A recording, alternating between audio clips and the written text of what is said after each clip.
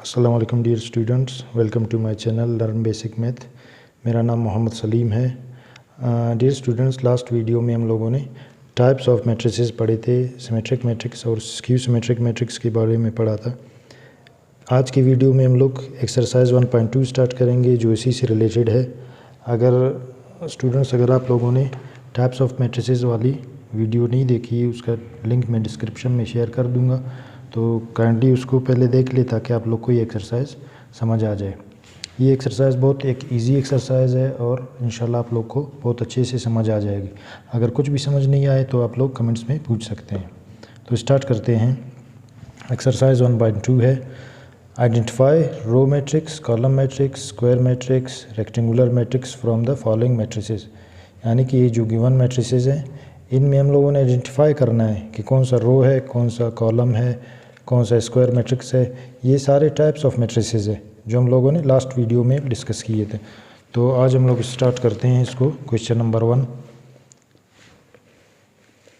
मैं लिख लेता हूँ। क्वेश्चन 1 है ए पार्ट, ये क्या है 5 4। तो हम लोगों ने कल पढ़ा था लास्ट वीडियो में कि जो मैट्रिक्स जिसमें एक ही कॉलम हो तो उसको हम लोग कौन सा मैट्रिक्स कहेंगे? Column matrix.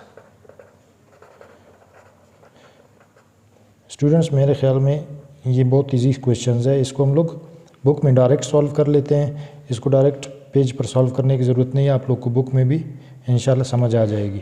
अगर समझ नहीं आया फिर मुझे बता दें, फिर मैं मज़ीद एक्सप्लेन कर लूँगा आप लोग के लिए, क्योंकि हम लोग का टाइम ज़ाया होगा। ये एक्सरसाइज आज कंप्लीट भी करना है इसको इंशाल्लाह, और है भी बहुत छोटा एक्सरसाइज है, समझ आ जाएगा आप लोग को। अच्छा, बी पार्ट है इसका, क्या है -1 5। अगर हम लोग ऑब्ज़र्व करें तो ये एक ही रो है और 2 कॉलम है। तो हम लोगों ने ये पढ़ा था कि वो मैट्रिक्स जिसमें सिर्फ एक रो हो वो कौन सा मैट्रिक्स कहलाता है? वो कहलाता है रो मैट्रिक्स। जो थर्ड सी मैट्रिक्स है उसमें एक ही एलिमेंट है। एक एलिमेंट वाला जो मैट्रिक्स था हम लोगों ने कल पढ़ा था कि वो एक रो मैट्रिक्स भी है, वो एक कॉलम मैट्रिक्स भी है और वो एक स्क्वायर मैट्रिक्स भी है। और इसको हम लोगों ने कल क्या नाम दिया था? स्केलेटन। हम लोगों ने नाम नहीं दिया था, बल्कि एक एलिमेंट वाले मैट्रिक्स को स्केलेटन कहते हैं। जो डी मैट्रिक्स है 2 3 1 5, इसको अगर आप लोग ऑब्ज़र्व करें, इसमें रोज़ और कॉलम्स की तादाद सेम है। कितने रोज़ है? 1 रो 2 रो। और कितने कॉलम हैं? 1 कॉलम 2 कॉलम। तो जिस मैट्रिक्स में रोज़ और कॉलम्स की तादाद सेम हो उस मैट्रिक्स को क्या कहते हैं? उसके मैट्रिक्स को कहते हैं स्क्वायर मैट्रिक्स। ई मैट्रिक्स को ऑब्ज़र्व करें, इसमें कितने रो हैं? 1 रो 2 रो। और कितने कॉलम हैं? 1 2 3। जिस मैट्रिक्स में m बराबर नहीं होता है n के, यानी कि number of rows is not equal to number of columns, उस मैट्रिक्स को क्या कहते हैं? Rectangular matrix. तो ये जो ई मैट्रिक्स है ये एक रेक्टेंगुलर मैट्रिक्स है। इसी तरह एफ भी है, इसमें 3 रो हैं और 2 कॉलम है, यानी कि m is not equal to n। तो इसका मतलब है जो एफ मैट्रिक्स है ये भी एक रेक्टेंगुलर मैट्रिक्स है। जो जी मैट्रिक्स है उसमें रोज़ और कॉलम्स की तादाद सेम है, 3 रोज़ हैं और 3 कॉलम्स हैं। तो जो जी मैट्रिक्स है वो एक स्क्वायर मैट्रिक्स है। तो क्वेश्चन 1 हम लोग का सॉल्व हो गया, जिसमें सिर्फ हम लोगों ने आइडेंटिफाई करना था कि जो गिवन मैट्रिक्स है वो कौन सा मैट्रिक्स है, और बहुत इजीली हम लोगों ने आइडेंटिफाई कर लिया। जो क्वेश्चन 2 है उसमें भी आइडेंटिफिकेशन वाले सवाल आते हैं। उसमें क्या कहता है? Identify diagonal, scalar and identity matrices from the following. जो गिवन मैट्रिसेस है इसमें से डायगोनल, स्केलर और आइडेंटिटी मैट्रिसेस हम लोगों ने आइडेंटिफाई करने हैं। तो हम लोग देखते हैं जो ए है, डायगोनल मैट्रिक्स की डेफिनेशन क्या थी? डेफिनेशन ये थी कि डायगोनल मैट्रिक्स वो मैट्रिक्स होता है जिसमें सिर्फ डायगोनल में एलिमेंट्स होते हैं और डायगोनल के अलावा जो बाकी सारे एलिमेंट्स हैं वो ज़ीरो होंगे। तो इसका मतलब है ये जो सारे गिवन है ये सारे डायगोनल मैट्रिक्सेस तो हैं, लेकिन डायगोनल के फिर कौन से किस्में हैं वो भी, उसकी 2 किस्में हैं, स्केलर और आइडेंटिटी, वो भी हम लोग बताएंगे। जो ए मैट्रिक्स है, डायगोनल में मैट्रिक्स एलिमेंट्स है 3 और 1, बाकी 0 हैं, तो ये एक डायगोनल मैट्रिक्स है। और दोनों एलिमेंट्स डिफरेंट है तो ये सिर्फ डायगोनल मैट्रिक्स। बी मैट्रिक्स 7 और 7 डायगोनल में है, तो जब सिर्फ डायगोनल में एलिमेंट है तो एक डायगोनल मैट्रिक्स है, लेकिन डायगोनल की कौन सी किस्म है, इसको कहते हैं स्केलर मैट्रिक्स। क्यों स्केलर मैट्रिक्स है, क्योंकि जो डायगोनल में जितने भी एलिमेंट्स हैं अगर सारे सेम होंगे तो उसका मतलब है वो स्केलर मैट्रिक्स कहलाएगा। जो सी हमारे पास मैट्रिक्स गिवन है उसमें डायगोनल में एलिमेंट्स है, इसका मतलब ये डायगोनल मैट्रिक्स है, लेकिन ऑब्जर्व करने से ये पता चला सारे सेम नहीं है, तो ये सिर्फ डायगोनल मैट्रिक्स है और स्केलर और आइडेंटिटी नहीं है। ये जो डी मैट्रिक्स है, डी में डायगोनल में एलिमेंट्स हैं, लेकिन वो एलिमेंट्स क्या है, 1 1 है। जब भी डायगोनल में 1 1 एलिमेंट हों तो वो मैट्रिक्स कहलाता है आइडेंटिटी मैट्रिक्स। ठीक है, तो ये जो डी मैट्रिक्स है इसमें चूंकि एलिमेंट्स डायगोनल में है और एलिमेंट्स क्या हैं, 1 1, तो ये एक आइडेंटिटी मैट्रिक्स है। इसी तरह ई मैट्रिक्स जिसमें सेम एलिमेंट्स हैं तो ये एक स्केलर मैट्रिक्स है। एफ मैट्रिक्स एक ही एलिमेंट है और वो एलिमेंट क्या है, 1 है सिर्फ। अगर 1 के अलावा कोई और मैट्रिक्स होता हम लोग कहते हैं कि वो स्केलर है या डायगोनल है, लेकिन ये 1 है, तो 1 का क्या मतलब है कि ये एक आइडेंटिटी मैट्रिक्स है। इसी तरह जी मैट्रिक्स गिवन है, उसमें √5 हमारे पास डायगोनल में गिवन है और सारे डायगोनल में सेम एलिमेंट गिवन है। इसका मतलब है जो जी मैट्रिक्स है वो हमारे पास एक स्केलर मैट्रिक्स है। तो क्वेश्चन 2 भी हम लोगों ने सॉल्व कर लिया, जो कि सिर्फ आइडेंटिफिकेशन से रिलेटेड था, कि आइडेंटिफाई करना था हम लोगों ने मैट्रिसेस जो गिवन मैट्रिसेस थे। नेक्स्ट हम लोग क्वेश्चन करते हैं 3। क्वेश्चन 3 में क्या कहता है, find the transpose of the following matrices A B C D. इसके 4 पार्ट्स हैं और हम लोगों ने इसके ट्रांसपोज मालूम करना है। तो सबसे पहले इसका फर्स्ट पार्ट करते हैं, इजी वाला। क्वेश्चन 3 का फर्स्ट पार्ट, ए मैट्रिक्स गिवन है 1 3 2 5, 1 3 2 5। लास्ट वीडियो में हम लोगों ने पढ़ा था ट्रांसपोज के हवाले से। ट्रांसपोज क्या होता है, ट्रांसपोज वो अमल होता है जिसमें हम लोग रोज़ को कॉलम्स में चेंज करते हैं, कि जो भी गिवन मैट्रिक्स होगा उसके रोज़ को हम लोग कॉलम्स बनाते हैं। इस अमल को कहते हैं टेकिंग ट्रांसपोज। तो हम लोग क्या करेंगे, इसका टेकिंग ट्रांसपोज करेंगे, taking transpose on both sides. तो ये होगा ए ट्रांसपोज और इस तरफ इस मैट्रिक्स का ट्रांसपोज होगा 1 3 2 5, इसका ट्रांसपोज लेने के लिए इधर टी लिखा जाता है।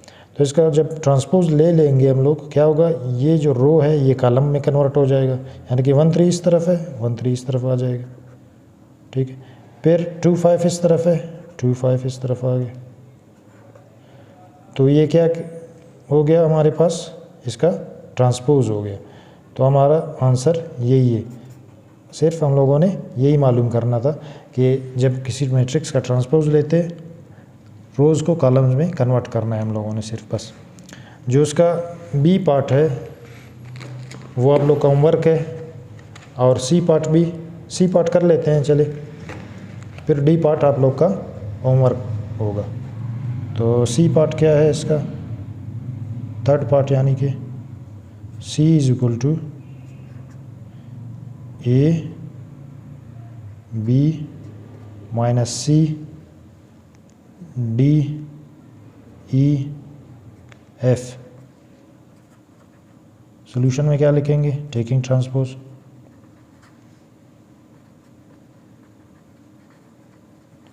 On both sides.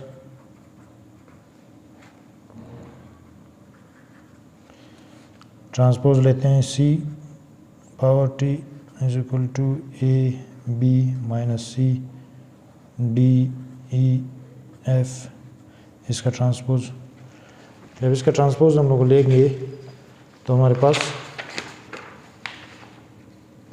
अप्लाई होने के बाद क्या आ जाएगा, C transpose is equal to, row को हम लोगों ने कॉलम बनाना है, तो रो में क्या है, A B माइनस C, तो इस तरह आ जाएगा A B माइनस C और D E F। तो ये इसका ट्रांसपोज हो गया। एक चीज़ याद रखें स्टूडेंट्स कि जब किसी मैट्रिक्स का ट्रांसपोज लेते हैं तो उसका ऑर्डर भी चेंज हो जाता है। अगर उसका ऑर्डर फ़र्ज़ करें ट्रांसपोज से पहले m/n था, तो आफ्टर ट्रांसपोज क्या होगा, n/m हो जाएगा। यानी कि जो कॉलम्स थे वो उसके रो बन जाएंगे, उसकी तादाद। या अगर एग्ज़ाम्पल के थ्रू अगर आप लोग समझना चाहो, अगर 3/2 था उसका जो ऑर्डर था, जिस तरह इसी क्वेश्चन का था, आप देख लें यहाँ पर ये 2/3, ये 2/3 का था, और इसका जब ट्रांसपोज हम लोगों ने लिया, ये कितना हो गया, इसका जो ऑर्डर था 3/2। इसी तरह अगर 3/2 अगर होगा वो ट्रांसपोज के बाद, यानी कि ट्रांसपोज लेने के बाद वो 2/3 का एक मैट्रिक्स बन जाएगा। हाँ, एक सूरत में उसका ऑर्डर चेंज नहीं होगा, अगर पहले वो एक स्क्वायर मैट्रिक्स था। स्क्वायर मैट्रिक्स में क्योंकि m = n होता है, यानी कि 2/2 का अगर हम लोग ट्रांसपोज लेंगे तो वो उसका जो ट्रांसपोज लेने के बाद मैट्रिक्स बनेगा वो भी 2/2 बनेगा। ये सिर्फ स्क्वायर मैट्रिक्स की सूरत में होगा। स्क्वायर मैट्रिक्स के अलावा जो भी मैट्रिक्स होगा उसका अगर आप लोग ट्रांसपोज लेंगे तो उसका जो ऑर्डर है वो चेंज हो जाएगा। अच्छा, क्वेश्चन 3 के जो बाकी 2 पार्ट्स हैं वो बहुत ईजी पार्ट्स हैं, बी पार्ट और डी पार्ट। ये आप लोग खुद ट्राई कर लीजिएगा, अगर तो आप लोगों से सॉल्व नहीं होते तो कमेंट कर लीजिएगा, मैं इसको सॉल्व करके आप लोग को दे दूँगा। क्वेश्चन 4 हम लोग देख लेते हैं, which of the following matrices are symmetric और स्क्यू सिमेट्रिक। हम लोगों ने ये मालूम करना है कि ये जो गिवन मैट्रिसेस है इसमें कौन से सिमेट्रिक मैट्रिक्स है और कौन से स्क्यू सिमेट्रिक्स है। तो सबसे पहले तो आपको पता होना चाहिए कि सिमेट्रिक क्या होता है और स्क्यू सिमेट्रिक क्या होता है। मैं मुख्तसरम बता लेता हूँ आप लोग को। सिमेट्रिक मैट्रिक्स कौन सा होता है, जब आप किसी मैट्रिक्स का ट्रांसपोज ले लो और वो दोबारा उसी मैट्रिक्स की इक्वल आ जाए, वो कहलाता है सिमेट्रिक मैट्रिक्स। और स्क्यू सिमेट्रिक्स क्या होता है, स्क्यू सिमेट्रिक मैट्रिक्स वो होता है जब उसका ट्रांसपोज आप ले लें तो वो उसके माइनस के बराबर आ जाए, -a के बराबर आ जाए, तो ये मैट्रिक्स स्क्यू सिमेट्रिक कहलाता है और ये सिमेट्रिक कहलाता है। अभी हम लोग इसके क्वेश्चन पर आ जाते हैं। Question number 4। क्वेश्चन नंबर 4 का फर्स्ट पार्ट तो इजी है, क्योंकि मैं जब सेकंड पार्ट आप लोग को कराऊंगा इसका मतलब फर्स्ट पार्ट आप लोग कर सकोगे खुद ब खुद। तो अभी हम लोग करते हैं इसका सेकंड पार्ट। मैं लिख लेता हूँ क्वेश्चन 4 का second part. Second part is equal to b is equal to 315 124 546। इसको हम लोगों ने चेक करना है कि ये सिमेट्रिक मैट्रिक्स है या स्क्यू सिमेट्रिक है। सॉल्यूशन कर लेते हैं इसका, taking transpose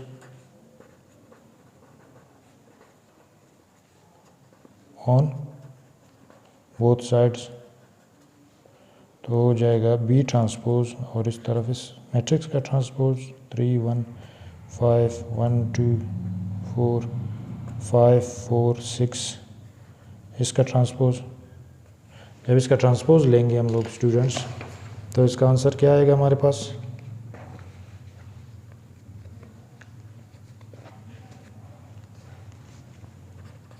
B transpose equal to, हम लोगों ने रो को कॉलम में कन्वर्ट करना है, तो रो क्या था हमारे पास 315 ये कॉलम बन जाएगा, 124 ये भी कॉलम बन गया, 546 ये भी हमारे पास कॉलम बन गया।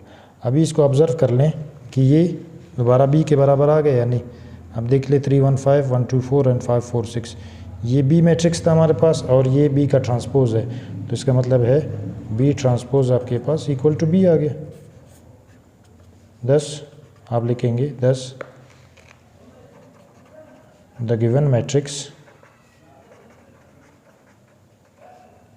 Is a symmetric matrix. इसका थर्ड पार्ट भी कर लेते हैं इस क्वेश्चन का। थर्ड पार्ट हमारे पास है C is equal to 0GF -G0H minus F minus H and 0। इसका भी हम लोग मालूम कर लेते हैं कि ये सिमेट्रिक मैट्रिक्स है या skew symmetric. Solution taking transpose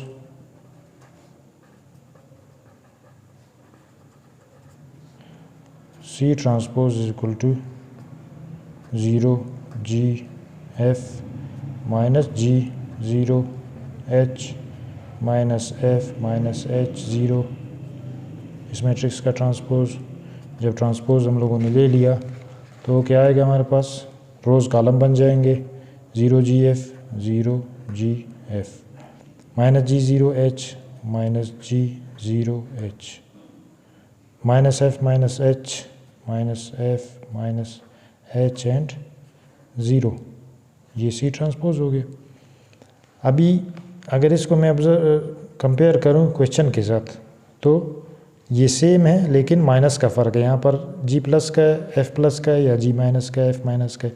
यहाँ G माइनस का है, यहाँ पर G प्लस का है। इसका मतलब है इस मैट्रिक्स में से मैं एक माइनस साइन कॉमन ले सकता हूँ।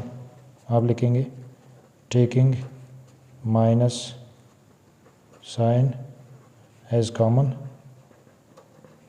जब माइनस साइन इससे कॉमन ले लोगे तो ब्रैकेट के अंदर जितने भी साइंस होंगे वो चेंज हो जाएंगे।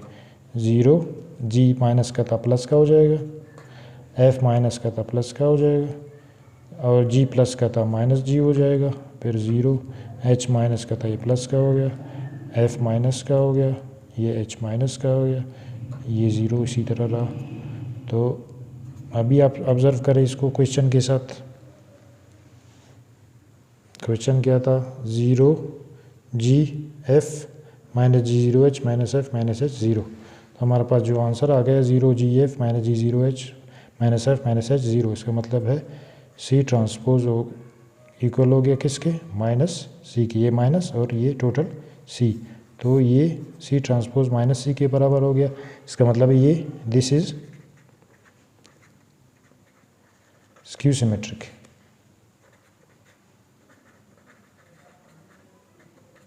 मैट्रिक्स